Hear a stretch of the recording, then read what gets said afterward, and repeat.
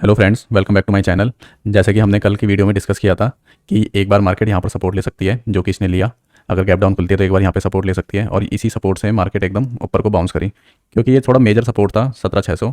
कई बार major support की तरह यूज़ होता है, तो यहाँ पे फर्स्ट टाइम आएगी ये, तो यहाँ से तो पुल बैक लेगी। तो इसने पुल बैक लिया आराम से 100 पॉइंट का। तो अगर किसी ने यहाँ से ट्रेड ली होगी अपना एस एल 30 से 40 का एस एल लगा के, और जो अपना टारगेट था 60 से 80 पॉइंट का, तो आराम से उसको 1:2 का रिस्क रिवार्ड मिल गया होगा। ठीक है। और अगर किसी ने यहाँ पर शॉर्ट मारा होगा, यहाँ पे शॉर्ट ही क्यों, अब मैं रीजन देता हूँ। एक तो यहाँ पर 5 EMA की कंडीशन बन रही थी इस वाली कैंडल पे। अपना शॉर्ट के लिए क्या लगाना था, अपना एसएल जो था अपना 30 से 40 पॉइंट का एसएल लगाते, जो कि यहाँ पे हिट भी नहीं हुआ। और जो ये पिछले दिन का प्रीवियस क्लोज का क्या था, स्विंग था, स्विंग लो था प्रीवियस डे का लो। ठीक है। तो यहाँ पे 2 हमें कन्फर्मेशन मिल चुकी थी, तो इस वजह से हम यहाँ पे एक शॉर्ट की पोजीशन बना सकते थे, जिसमें अपना 30 से 40 पॉइंट का एसएल बैठता। और यहाँ पर जो अपना रिस्क रिवार्ड बैठता वो जस्ट यहीं तक का बैठता। क्यों? क्योंकि यहाँ पर सपोर्ट था। ठीक है। तो इस वजह से यहाँ पे थोड़ा रजिस्ट करता नीचे आने पे।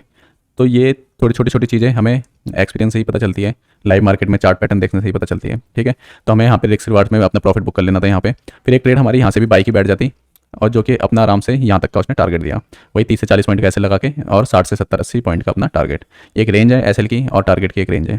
और जो सपोर्ट और रेजिस्टेंस होता है वो भी एक कोई सटीक पॉइंट नहीं होता, वो एक रेंज होती है 20 से 30 पॉइंट की। ठीक है। अब देखते हैं कल मार्केट कहाँ मूव कर सकती है, एक बार उसको देख लेते हैं। तो कल का एनालिसिस कल के लिए देखते हैं। अभी मार्केट ने क्लोजिंग दी है, एवरेज क्लोजिंग जो दी है इसने 17,754 पे दी है। तो एक बार देख लेते हैं अगर मार्केट, वैसे तो जो ऑप्शन चेन का डाटा दिख रहा है इसमें, अभी जो ऑप्शन चेन का डाटा दिख रहा है उसमें हमें दिख रहा है 17,800 पर,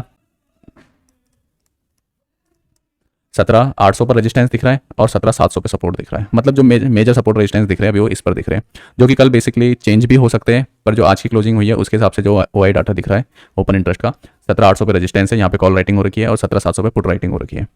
ठीक है। ये आप किसी भी ब्रोकर की ऐप पे देख सकते हो। अगर मैं इसमें दिखाऊँ तो कुछ ऐसा दिखेगा। ठीक है। इसमें अब दिखाता हूँ कैसे पता चल रहा है ऑप्शन चेन का। देखो 17,800 है, यहाँ पर 1.5 करोड़ 1.2 करोड़ कॉन्ट्रैक्ट है, और 17,700 पे अपने ओपन इंटरेस्ट 1 करोड़ का है। ठीक है। हमें OI डाटा देखना होता है, और उसके बाद 17,600 पर है, और फिर यहाँ पर है। ठीक है। यहाँ से कम कम होते जा रहा है क्योंकि यहाँ पे कॉल राइटर बढ़ते जा रहे हैं। देखो तो जो मेजर सपोर्ट रेजिस्टेंस जो अभी के लिए दिख रहे हैं कल के लिए, वो ये रेजिस्टेंस की तरह बिहेव करेगा और ये सपोर्ट की तरह बिहेव करेगा। ठीक है। अब देखते हैं कल के उसमें कैसा सिनेरियो दिखता है, एक बार इसको चेक कर लेते हैं। तो कल जैसे कि हमें 17,800 पे रेजिस्टेंस दिख रहा है, और 17,700 पे पहला सपोर्ट दिख रहा है हमें। ठीक है। उसके बाद फिर ये सपोर्ट की तरह काम करेंगे। पर अगर मार्केट मान लीजिए गैप अप खुलती है, तो हमें कैसे ट्रेड करना है। तो गैप अप खुलेगी अगर मार्केट, तो सबसे पहले जो रजिस्ट करेगी मार्केट इस रेंज में रजिस्ट करेगी। अगर इस रेंज के ऊपर भी गैप अप खुलता है, तो जो 17,950 का लेवल है, यहाँ से हमारी बहुत अच्छी पुट की पोजीशन बनेगी, पुट बाइंग की। ठीक है। जो कि रिस्क रिवार्ड बहुत अच्छा बैठेगा, क्योंकि इससे क्या होगा, जैसे मार्केट गैप अप खुलेगी तो इस प्राइस जो पुट के प्राइस है बहुत चीप हो जाएंगे प्राइस। तो एक तो हमें रिस्क हमारा कम लगेगा, और जो हमारे अगर ये मार्केट नीचे को आती है तो रिवार्ड मिलने के चांसेस अच्छे हो जाते हैं। तो अगर मार्केट गैप अप खुलती है तो हमें इसको क्या करना है, हमें जैसे ही 17,950 या उसके आसपास 17,920 से 17,930 के बीच में आती है मार्केट, तो हमें वहाँ पर एक पुट की पोजीशन बना लेनी है। उससे क्या होगा, हमें रिस्क रिवार्ड बहुत अच्छा मिलेगा। जैसे मान लो यहाँ पे गैप अप खुलती है, फिर यहाँ तक जाती है, फिर यहाँ पे एक पुट की पोजीशन बना लेनी है हमें। ठीक है। एसएल लगाने की जरूरत नहीं, क्योंकि एक एज ए हीरो जीरो की तरह काम करेगी। फिर उसके बाद यहाँ पहला टारगेट, अगर हमने 2 लॉट लिया तो पहला टारगेट यहाँ पे, फिर दूसरा टारगेट यहाँ पर। ठीक है। जो कि रिस्क रिवार्ड बहुत अच्छा बैठेगा।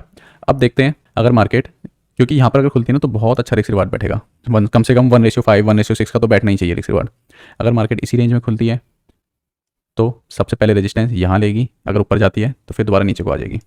ठीक है। फिर और नीचे भी आ सकती है, क्योंकि अभी 17,700 की रेंज है, तो 17,650 तक तो आ सकती है।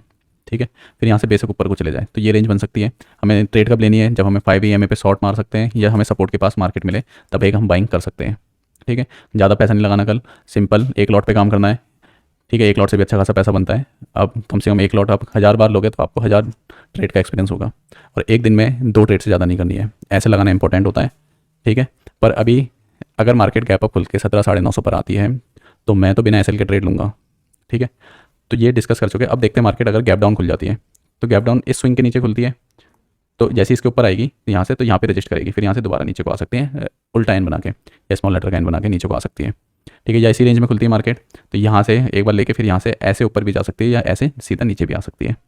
ठीक है। या अगर गैप अप खुलती है, गैप अप खुलने पे यहाँ पर जाके रजिस्ट कर सकती है, फिर यहाँ से नीचे को आ सकती है, फिर यहाँ से बेशक OI का डाटा हमें जो भी दिखे उसके हिसाब से हमें एक मोटा माटी हमें सपोर्ट रेजिस्टेंस दिख जाएगा, तो यहाँ से ऊपर भी जा सकती है। पर जो अभी OI का डाटा दिख रहा है हमें, वो 17,800 पे हमें रेजिस्टेंस दिख रहा है, और 17,700 पे सपोर्ट दिख रहा है, जो कि कल बिल्कुल चेंज भी हो सकता है आधे घंटे में।